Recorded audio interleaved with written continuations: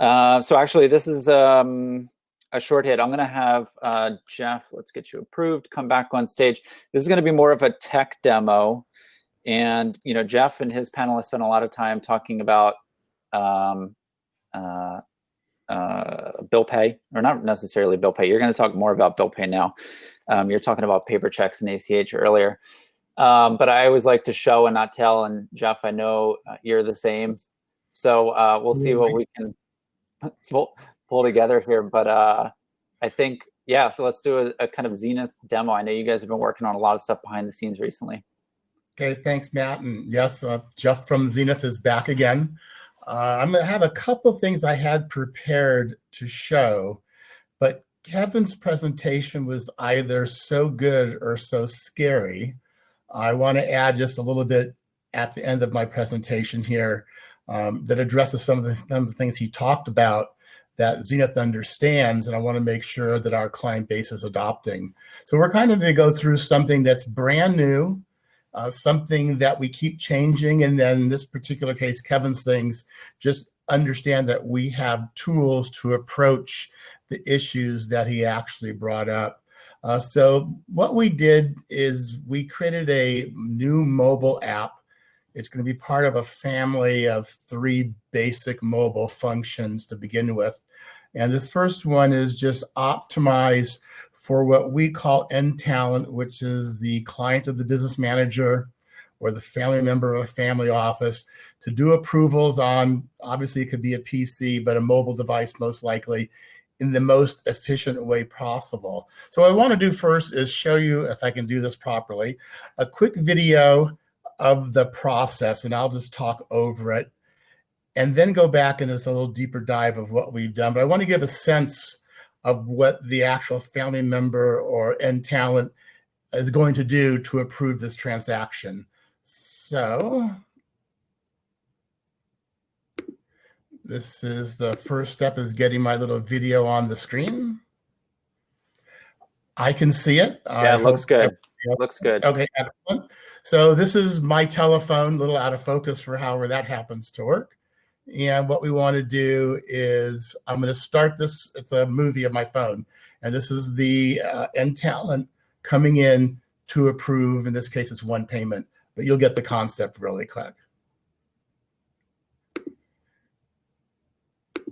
And it seems that, oh, here we go. There's our software to produce this entire production was overlaying the start the movie button. So I had to figure out how to get rid of that, but now we're good.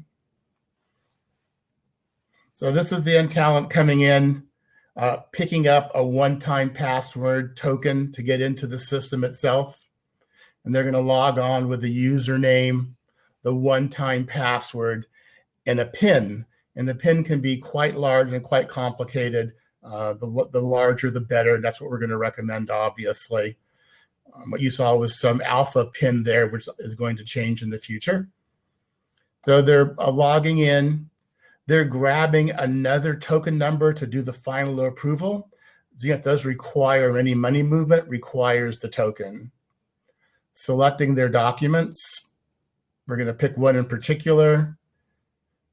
You kind of have to visualize the finger here. We don't really see the finger touching. There's the image. It's a 2-page image. So obviously if it's 30 pages, you see all 30 pages. You can go ahead and click the up thumb, which is green for I like it. Confirm it with your one-time password and your PIN. And then the end talent has done their 1 or their 10 approvals, and they log themselves out. So that is the entire process that is required to go through.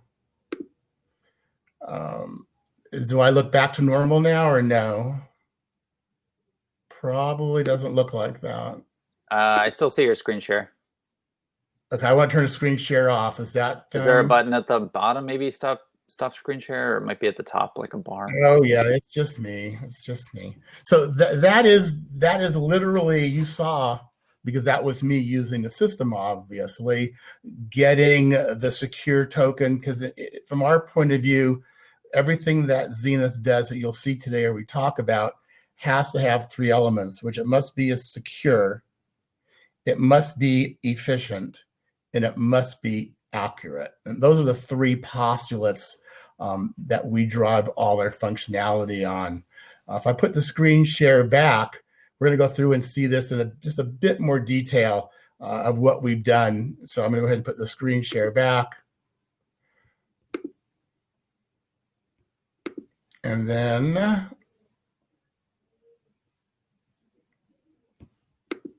I'm trying to bring up my other screen. There it is.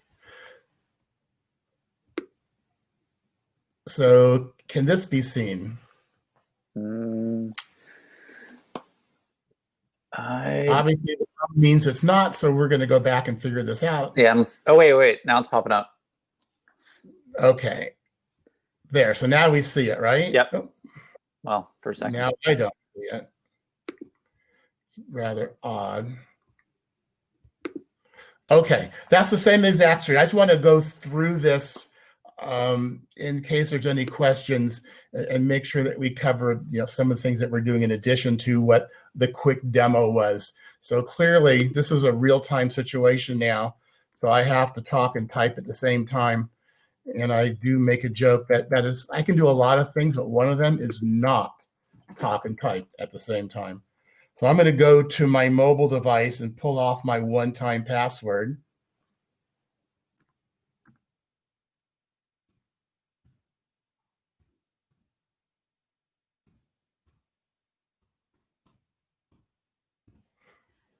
I'm actually signing in. So I made my browser the size of a phone, but obviously this works in a browser tablet. Same thing coming up. I've got my batches that I can see, my transactions. The first ones you see happen to be my test ones to make sure I always have an example. But the system is designed to be a bit more clever. You can approve all at once and then remove the ones that you don't want. So you don't have to go through one at a time.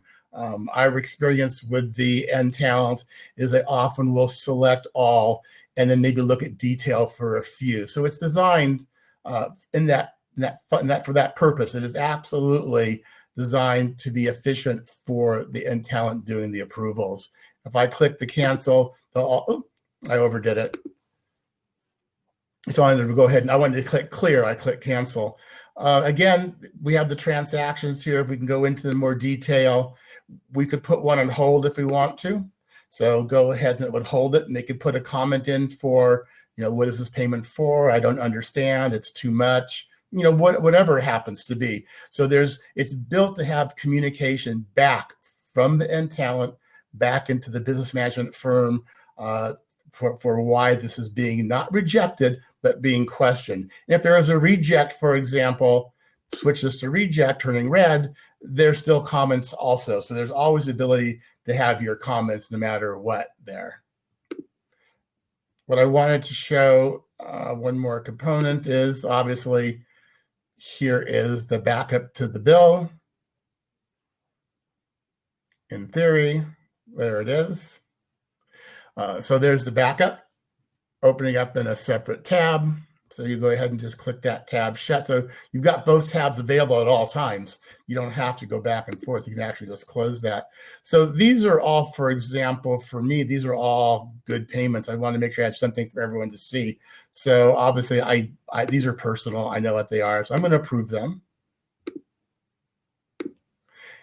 And I'm going to go over to submit these so I can put in my one-time password,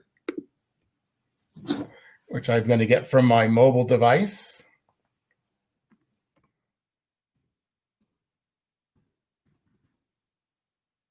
Which I'm typing in the wrong place, so that wasn't well done.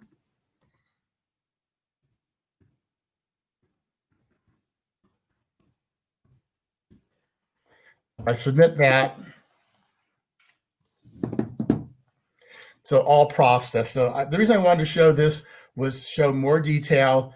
And then obviously, this cursor's a finger on the phone to be more realistic. So I made a mistake. I started typing my one-time password not in the proper box. All those things are going to happen. But you see, the app didn't really care. It just waited for me to do the right thing.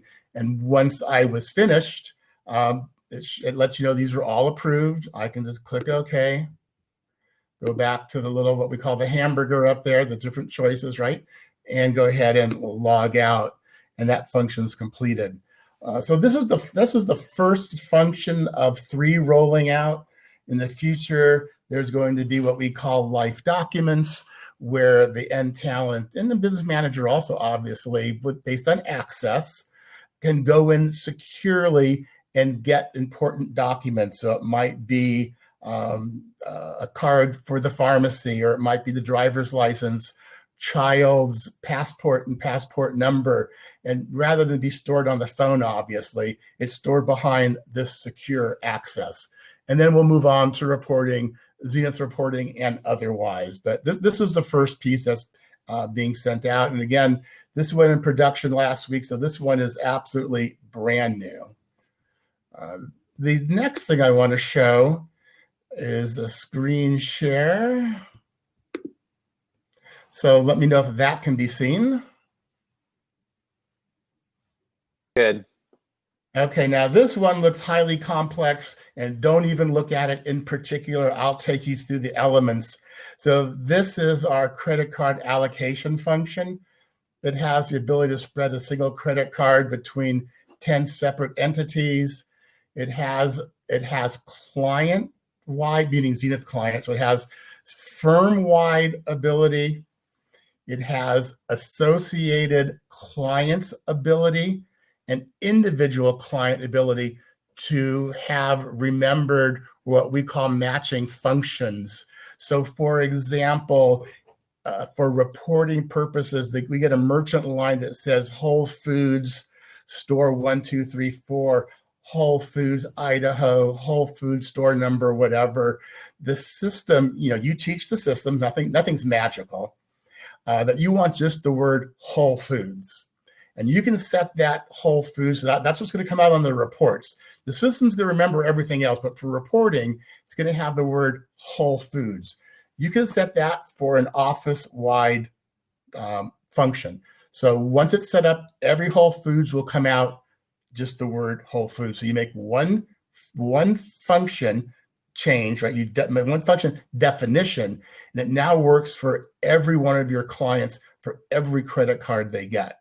And it layers down. So obviously, you have a group of cards are being paid by, or a group of clients paying one card, you can do the same functionality there. So maybe you want to have the city name for these 3 cards, they'll behave differently. So everything that we're doing on this function layers firm-wide, group of clients-wide, individual client can be different. So this screen is just designed to show you that we've ingested a credit card. You can see down right in here, here's the merchant information. The system's already stripped off some of the data automatically because we've matched it up, but it doesn't quite know what to do yet. So we're going to go ahead and go to the next slide, where we've told the machine to go ahead and apply anything that we defined in the past. So it looks at everything that's reoccurring. And we try to do a real quick definition and highlight it in yellow to make it simplistic. So on this card, this line between these 2 entities, it says this payment, and this is funny because when I was in the office and when this restaurant was in business, there's a lot of charges to El Rincon Maya. It was a great little Mexican restaurant that didn't survive, unfortunately. So that goes into this entity only. Down here, we see some shopping at Trader Joe's with a store number. We see it stripped off for reporting purposes, say Trader Joe's, and what we call a coding hint for every time it sees it. It's going to put it to food. And it's interesting because food has a definition in every entity or every client. So it doesn't have to relate to the same general ledger code. It relates to the how you want to spread it by the account title, or not even the account title, but how you want that one to get coded automatically. So you don't have to worry about keeping any codes in sync. It's just a concept of what it is. And here, just for elementary purposes, we split it 50-50. But these allocation tables here can be self-defined. They can be any kind of percentages. They can be an amount minus something else, across up to the 10 entities. So whatever you need to determine there, you can determine by creating your own allocations. So that's what this screen is designed to demonstrate. I'm trying to be very high level, not get into minutia, and not worry about each column of the screen, just show you that the system is actually doing something. Pushed the wrong button, sorry.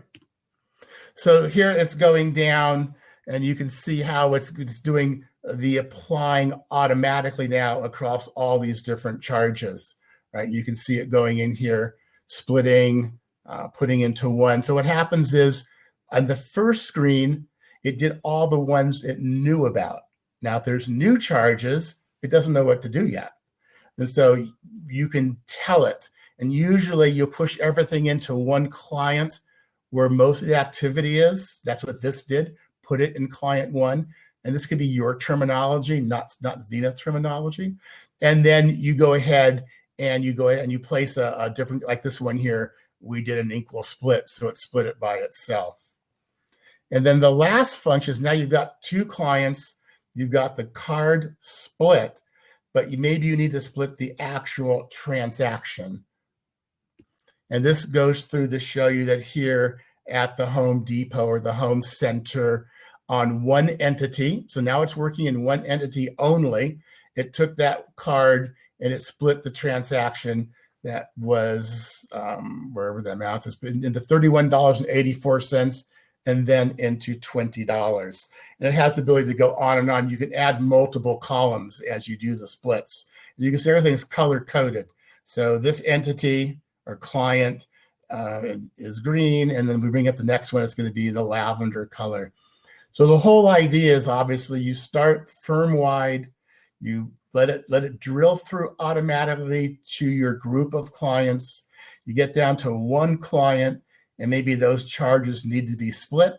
The system can do it, and anything that's happening I'm showing you can be remembered. So if the Do It Center, whatever this place is called, is a 50-50 split automatically when the card comes through, it will come down and split it at the client level automatically.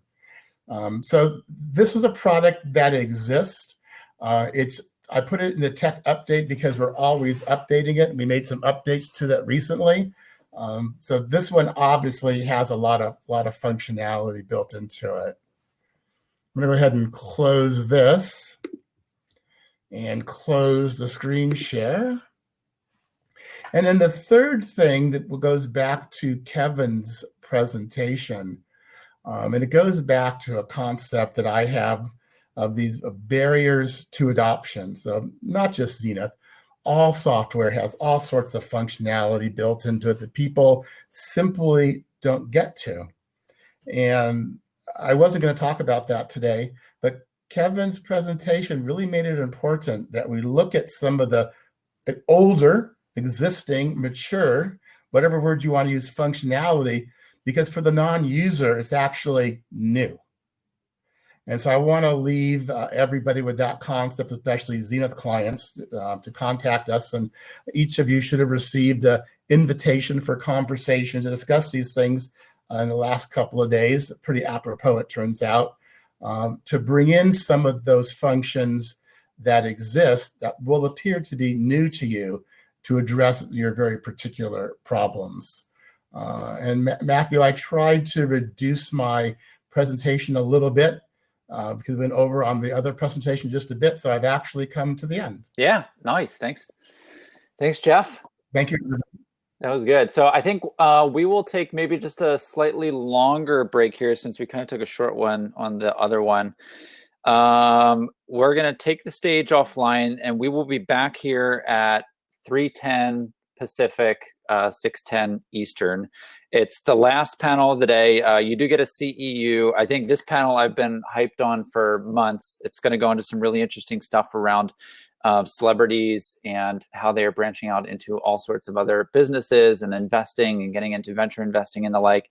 And we have a really excellent panel of speakers and a moderator there. So we'll be back in about 15 minutes or